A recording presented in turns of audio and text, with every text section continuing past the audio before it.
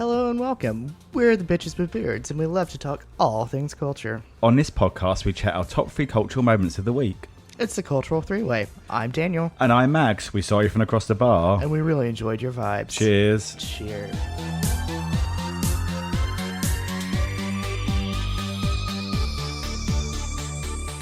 And happy July 4th. Happy July 4th. Our little Edie Day, as I like to call it. Yes, happy Traders Day. Yes. It's so delicious, eat white trash. It is. Like, it's so gaudy and gauche, and it's the most barbaric thing ever in this country. Does it include mayonnaise? Yes, it does. Tons of mayonnaise. I do like this holiday. In a weird way, it's my mid-year reflection time. That's a very good way of putting it. Yes, it is. It's like mid-year reflection. Yes, it's now... Also, it's really... And this is terrible because I'm with me and Hubs were chatting about ways that we can enjoy summer more. And I said, like, once a week, I'd like to get us out to a meal that isn't ginger. Right. But, something's going over. So there's a flyover. The capital's being bombarded constantly. We have past a week. flyover day. That's very loud, actually. It wasn't that loud when I was up on the roof. There's planes flying over. Some of them are pretty cool. But no, we're going to try and get out like once a week and go and try like just a summery sort of. But at the moment, it's like in the hundreds. It's hot as fucking balls. It's 103 no one wants to be today. outside. It's 103 today. It's miserable. It's been miserable all week. Yeah, we took Rosie to the beach yesterday, but Buggy had to stay at home. There was just no way. It would kill him. It's like it was too hot. Rosie was fine in the water, never like water nearby, but no. How's your week? How's your been a couple of weeks? Because we were in Rochester last week for the Hubs' high school reunion, which went very well. Yes, it's been very productive for me working on Ladybird stuff. I'm trying to get stuff ready because I've been asked to speak at a salon in August, so I need to get ready for a presentation. I'm tweaking a presentation, and it's just been so blasted hot, and there has been stuff getting ready for the 4th of July. It's just been one disaster after another. And I've literally had journalists like calling me to like give statements about stuff, and I'm like, can't do it. Sorry, so sorry. Do you have to put them to the press office, or is it a simple? Yes. Literally, I'm like, you need to speak to this person, head of communications, to ask all your questions. Yes, Forbes magazine. I would love to have an interview with you, but I cannot do that, and it's very annoying right now. Because they're getting very ruthless. Like, they're stalking me through, like, LinkedIn right now to, like, get an interview. Oh, requests. God. I'm like, you are desperate. Yeah, mine's not been, like, that exciting. He said Rochester was lovely last week because it was cooler. It was a lot more... it would have to be cooler. Yeah. But there was, like, nice breezes coming through. It was just nice weather. No, we missed you guys last week, not recording, but, just very, very tight. But no, we had that, and the reunion went well. Good. I got very drunk, which was really good. I treated him to a Uber. Good. Yeah. Wise on your part to treat him. And then work week was fine. Being busy, it's starting to get to the okay, like, it's been very casual. Now it's getting to a more of a, hey, this came through, can you do this very quickly for us? And I'm like, yeah, sure. And had to help with a podcast this week, which I love doing through work. I do podcasts professionally as well, and it's just always good fun. Oh, I just had a realization. Sorry, not to make it about me. I just realized that I am, at this point, 3 months away from my cruise. Yes. My nice long vacation, sorry. In September, isn't it? At the very end of September into October. Very nice. Oh, God. It's the only thing getting me through work recently. Literally the only thing. Yeah, it's kind of weird because the next public holiday is Labor Day, and then it's the start of our season. Yes, it started the fall season. But I like summer. I'm trying not to wish summer away because even though it is very hot, and I know that some people like and it is scary how hot it is. Yes, but when DC is hotter than 99% of the world, the trouble is that it's like it's so hot. There's not really a lot you can do. No. Like we went to the beach, but even then it's still. So I'm hoping when if it cools a little bit that we can. Then we can play when it's freezing cold, and we have to wrap up all our clothes, just to get out. But I would rather put on clothes. I can only take off so much Yeah. right now. I am in a very thin linen shirt right now, and if this comes off, we're all in trouble. Oh, and of course, the other big thing was that our ceiling collapsed. Oh, yes. I've been looking at it. I saw the photos earlier this week. I was like, Max will bring this up if he wants to. Our ceiling finally came down. We knew it was coming down, and we are looking at it because of the amount of leakage we've been getting. Yes. It will be very... people were like, that's terrible to come back to. I was very much of the opinion that I'm glad that no one was here. Yes. It was incredibly big, the hole. Yes. It would have hurt the dogs badly. That is quite an impressive flyover occurring. I mean, it sounds like thunder, but it's not. Let's see what I can see outside just quickly. That's fine. It was just them doing some manoeuvres. Right, Daniel. So... Let's start to get our audience nice and warmed up. Yes, it's time to discuss culture for the week.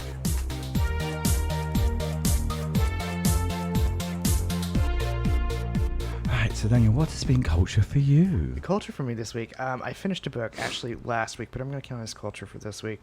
It was called Overground Railroad. It's about by Candace Taylor, and it's about the Green Book and African American travel pre-civil rights era through the United States, so like the late 20s to the 1960s. It was very informative. I thoroughly enjoyed it. It gave me some ideas about how I might want to organize Lady Bird book. Nice. That's always good. Yeah, it was one of these, like, I was, getting the information, but I was like, I actually like this format. You take a year, you take a theme. I'm like, I like this. You cover it all. Yeah. Anyways, so we'll see. The other culture for me this week was cooking. Nice. As in salads. I refused to turn on my stove, my oven past like 10 a.m. last Sunday, and so I made a lovely giant couscous salad with some feta and some smoked olives and some cucumbers and tomatoes and some shallots. Had that for the part of the week. I made a basil pesto salad with some sun-dried tomatoes and some little bitty mozzarella balls. Also had that for most of the week. I made a shaved carrot salad, not to be confused with the shaved carrot salad. It's two different salads. I also did my typical onion, cucumber, and tomato and vinegar salad. And I also made pickled radishes.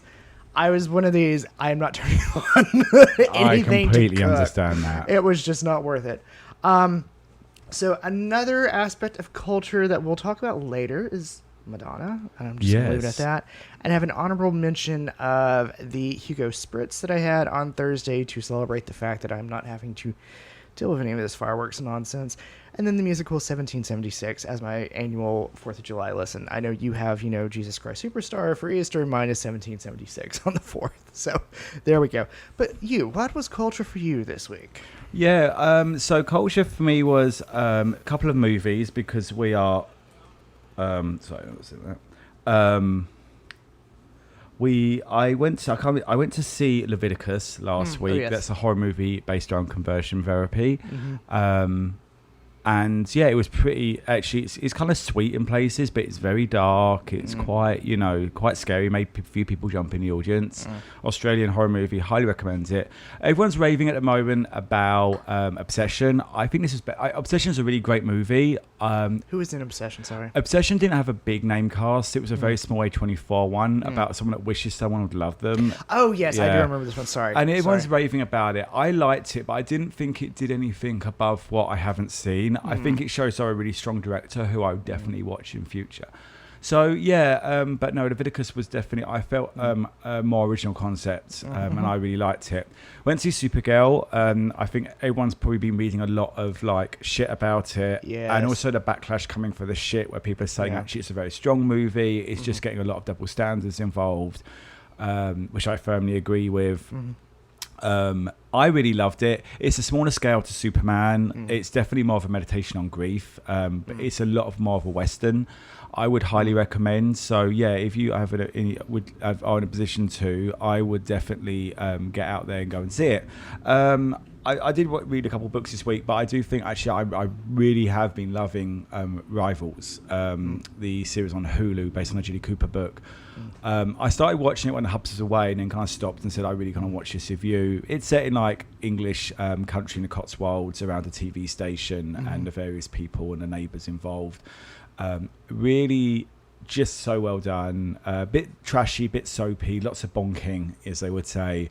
But we must have the bonking. Very well acted, and David Tennant's always good. He kind of plays the villain in it a bit, and it's definitely been something to keep me entertained, and the Hubs has been quite entertained by it as well. I've seen some of the eye candy that's walked past.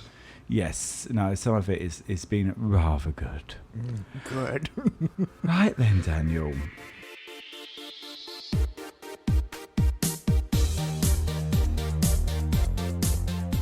So that was culture for us, but we want to make sure you're properly taken care of. Now it's time to answer the question, who is the top, who is your bottom, and who is your lucky Pierre of the week? So Daniel, who's top, who's bottom, and who's lucky Pierre? So my bottom of the week, and you're going to have to help me on this one because you have some new information with it. Yes. Is the fact that it was recently announced that Turkey has decided that they are not going to allow an Atlantis cruise to dock in one of their ports. Now, for listeners who don't know, Atlantis is typically a gay-themed circuit party cruise, for lack of a better word. And Turkey said, we're not allowing people to come based off of moral reasons. Now, I'm just going to say this. We had a former friend who went on one of these, at which point I'm like, yeah, I can see how morality is a question. Yes. Honestly, I'm like, well, they're probably not far from the truth. However, I think they were using morality in a very different sense. So, just not being accepting of the gay lifestyle, period. However, you told me that there has been... Yeah, Patti LuPone was on the cruise. Oh. And she's not happy as well. Oh, well... Was she on the cruise knowing it was an Atlantis cruise? Yeah, okay. She was at the entertainment, and she's just like, okay, what? This is disgusting. Fair. Yeah, so Patti LuPone's got involved, and I think she's trying to redeem herself after all that last year. I was about to say, is this her apology tour? Yeah. She gets on the gay cruise. It's a rainbow tour, literally. She's trying to do her Shelley Winters. Yeah, no, Patti LuPone has got involved. Dear Shelley. Oh, my goodness. All right. So my top of the week is that in a 9-2 vote, the Minneapolis City Council on the Pride repealed a ban for adult bathhouses and sex venues. This dates back to the AIDS era, dating back to the 1988 specifically.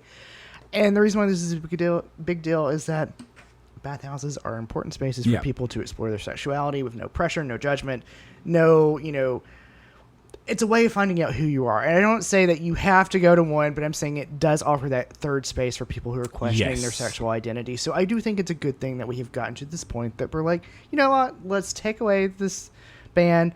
They did it for certain reasons during the 1980s. They've said, things have changed. Yeah, we can repeal it. sense. So anyways, they have now moved on to something else. Brilliant. Yes. Now, my lucky Pierre for the week really should be no surprise.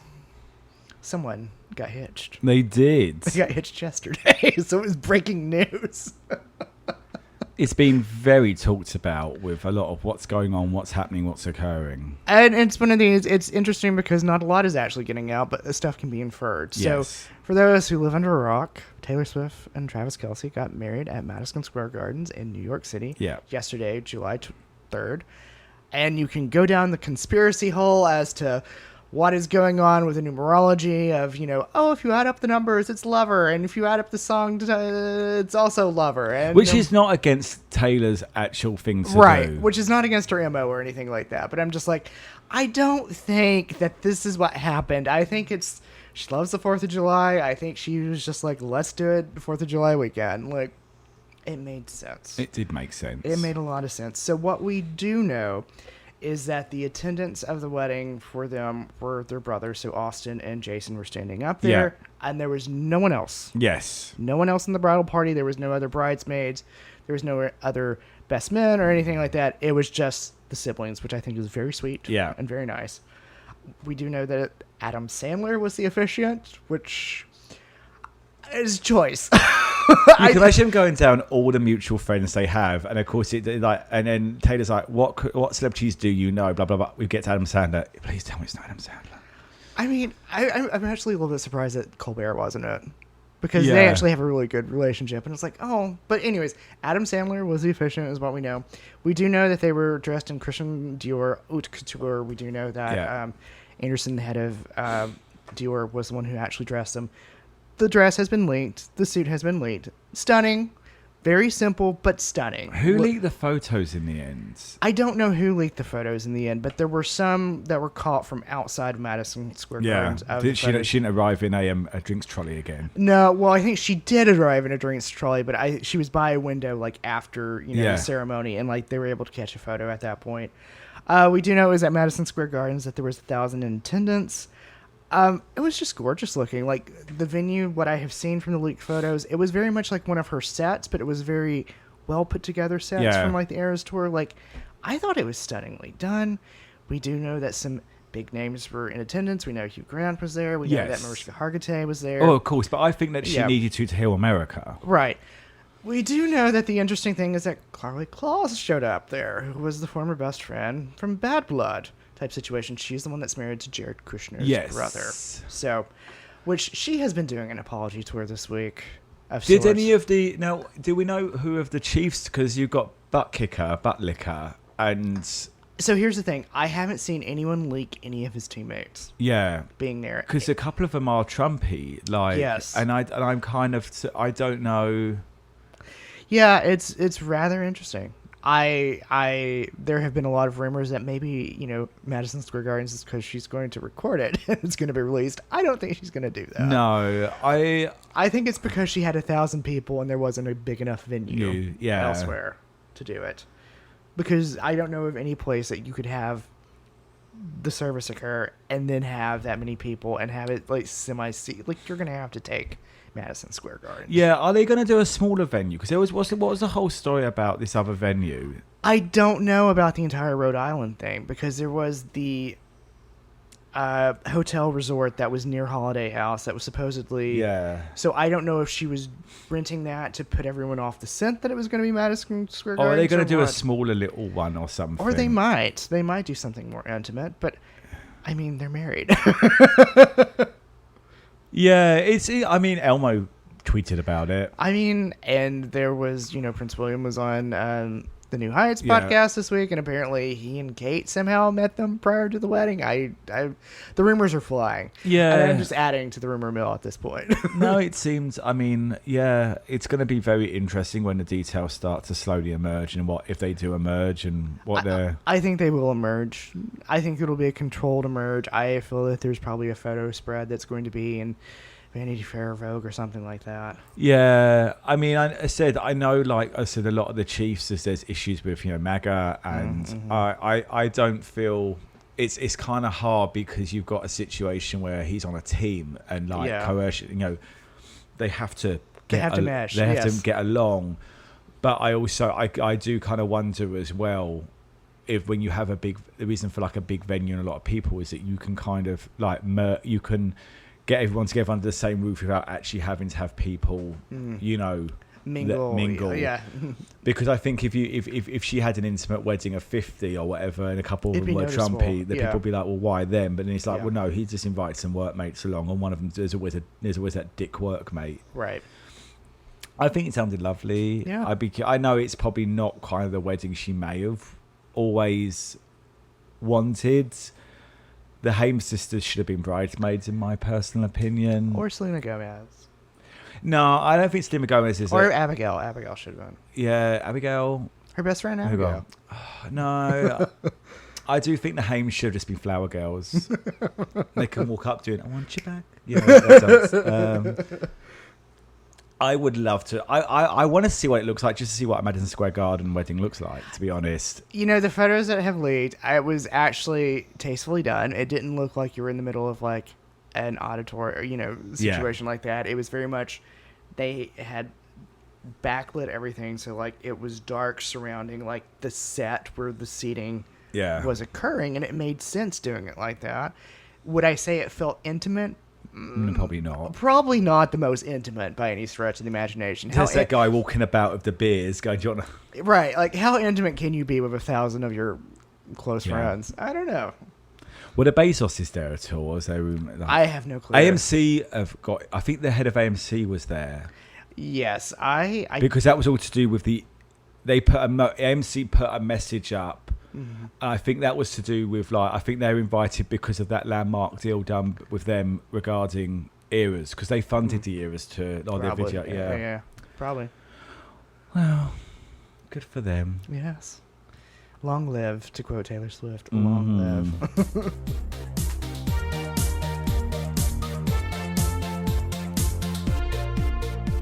Right, well, my top, bottom, and lucky Pierre. In bottom, Penelope Keith, British actress extraordinaire. What did you call her sitcom over here?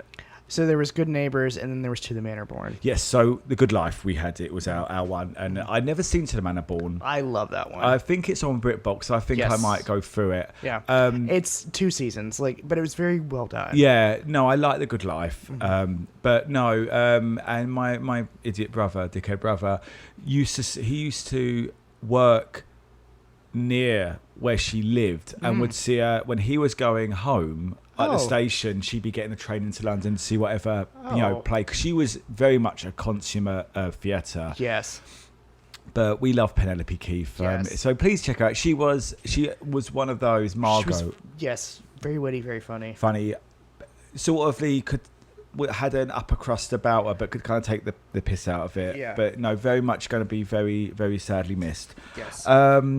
My top of the week is that with all the Paramount takeover of Warner Brothers, the British government might actually be getting involved. I don't really know the details exactly, but I think because of its impact on our own media, they have a right to get involved. It's a global issue, not a localized American one, which is good. I think they're worried about how stuff is going to be condensed, contained, and the messaging. Fair enough. Legitimate concerns. Yes. My lucky Pierre this week was at Duchess Kate, literally a superwoman. She did the highest peaks challenge in 24 hours, which is the 3 highest peaks United Kingdom, Ben Nevis, Snowdon, and I can't remember what the one is in England. I've done Snowdon. Snowdon's the highest peak in Wales, yeah, and it's the highest peak in the United Kingdom. It's the highest out of all of them. And on her, when she did that for cancer charity, on her way, she accidentally bumped into a young boy being carried up. He was paraplegic, being carried up by 15 of his dad's friends for their charity. And there's a lovely video of them two meeting. There's been a lot of shit about, Kate could have paid money, blah, blah, blah, blah, blah. She didn't need to do this. And everyone's like, it's noticed that but acts like this encourage more donation. Yes. By doing it. And a lot of people, it was a minority that kind of did their usual bullshit, and a majority of people said this is what we want from our royal family. Don't really have much to say. I know it's my lucky Pierre. It's not really much to discuss. It's just a really lovely story, but I think it goes piggyback a bit to you. In just before their wedding, Travis and Taylor donated $26 million to various charities, including Dolly's Imagination Library, which is absolutely $2 million. A lot of children's hospitals, a lot of parents of people that Taylor's met over the years have been getting involved. A lot of charities have just turned around and said this is quite amazing. Food banks is her other big one as well. So I think that I get the impression going back to Taylor and Travis is that there was a sort of they wanted to come out with a zero carbon footprint in regards to the culture. They wanted to give as much as they took. I think that's a good way of putting it. Yes. Yeah, and when you have someone else like Duchess Kate, it's still amazing. She does this and the royal family do fuck up a bit. Let's face it. It's I can't say they don't, but it's stuff like that really, really makes you think. Okay, well, they're trying to be leaders, they're trying to be figureheads. Yes. And she did it, and fuck off, quite frankly. Yeah, it's soft power at its best. So, Daniel, talking the Queens. Talking of Queens, what do you think of Confessions 2? Oh my gosh, that has been on repeat since yesterday morning. Yeah. I have listened to it literally probably at least 6 times. I love it. Yeah. People were joking around the time I was listening to the first one. They're like, maybe it's album of the year, and I'm sitting here, after 6 times, I'm like, maybe it is album of the year. It's that good. It's consistent, and we were chatting back and forth yesterday, and I was like, I love how it's sort of this continuous beat through all the songs. Yes, they link, don't they? They link. They're all different, but they do all at least link. And so, the drop goes into one, and there's no pause. It's straight into the other song. Yeah, it's really well done. It is polished. It is masterful, which, I mean, I'm not saying that Madonna wouldn't be, you know, but it's just like... But there has been issue. People have said that, you know, Yeah. this is a return since the first Confessions, that she's kind of back with this. She's very much back. My friend Morella, I work with in England, is a huge Madonna fan, always went to her concerts. You know, she's the one that, where some people might go to one of her concerts to go, she never played any of her hits. Morella would know all of the ones that she did play, like that sort of thing. Right. So she's like, I love it, it's brilliant. And I'm like, I'm really glad that, because I know sometimes is when these albums come out, and I'm a casual Madonna fan. Yeah. Well, I love her, but at the same time is I'm not like, if her music doesn't appeal to me, it doesn't click. She doesn't have that. It's not like for me in Star Wars where I'll enjoy anything. Yeah. She does have to kind of be good. She has to earn my listening, if that makes sense. And she's earned it where she's earned it. And I would be curious to go back and listen to some of the other albums now Yeah. again. I think people have been re-exploring her. What do you think really kicked this album though? What about it do you think in terms of because we've said this before, why has she done this? My theory is Lourdes has said something and said, let's go back to basics. I think so. I think she said, let's go back to basics. She wrote... they co-wrote The Test together, which apparently was to help clear up bad blood between the two of them. I mean, maybe her daughter said, well, let's try this, Mom. Like, let's do something. You had success with this. Let's try it, see if lightning's going to strike again. So, what's your favorite songs? I don't know that I can have a favorite song. I do love Love Sensation, which was the single that came out 2 weeks ago. I love Fragile. Yeah. I really like Danceteria. Is fun. Same. They're my two, Fragile and Danceteria. It's one of the later ones. Read My Lips is good, but it's not the one that I'm thinking of. It starts with a B. What is the B one? B. Yeah. Anyways, blanking on it for listening to it so long. But here's the thing, like, I don't think there's a weak track. No, there's some that's the softer thing. ones. Yeah. I love the way it was so kind of, it winds down at the end. Yes. Like, it's very much, I'm going out for the night, I'm on the dance floor, and then it's the after hours. Like, yeah, there's definitely a quieter, a final. There's a cycle to it. Like, the last two tracks are sort of like that wind down. Yeah. And I like that. No, Fragile's definitely got a Nobody's Perfect for music for me. It's also got a little bit of Frozen in places. A little bit of Frozen. It's not quite as ethereal as Frozen. Yeah. Frozen really is a stunning track. I love Frozen. And Nobody's Perfect is a slept on track for the music album, which I absolutely adore because it's so late night. I think if you like the Midnight's album, Nobody's Perfect is the Midnight's album. Yes. And that's early 2000s. But no, and I think Danceteria is just a really fun track. It has Vogue quality in it because it's got the listing of it name drops, which I absolutely does. I love Debbie Matzvar is fucking name dropped. Come to the elevator, so Debbie Matzvar. I'm like, that's fucking genius. Hide the cocaine is such a fucking amazing line. Well, the fact that they paired it in the music video with Kate Moss, I mean, Kate Moss giving I don't give a cunt face, you know. Yeah. Brilliant. Yeah. Well, with that, Daniel, we might have to go and re-listen again. What's going to be culture for you next week? Culture for me this week, I think, is literally going to be the fallout of the fireworks. Wonderful. I know. And what about you? Got a lot of busy week at work. I'm going to be a week on Sunday travelling to Portland, which is very exciting. So probably just really prep and get ready for that. Yeah, a little bit nervous because I haven't travelled on my own for a long time. You'll be fine. But it's a lot, and so I might take a half day on Friday. But there's nothing really to prep for, and work is not the most intense that I have to kind of choose on time. Yeah. Well, with that, Daniel, I'm Daniel, and I'm Max, and thank you for being our third this week. Cheers. A big thank you to everyone for tuning in to Daniel Max's Cultural Freeway and for giving us a listen. Don't forget to rate, subscribe, and review, and follow us on the socials. You can find us under Bearded Bitch Pod or Bitches with Beards. Please remember that only a mother could love our views and opinions, and they reflect us and no one else. We'll be here next week, unless we're cancelled.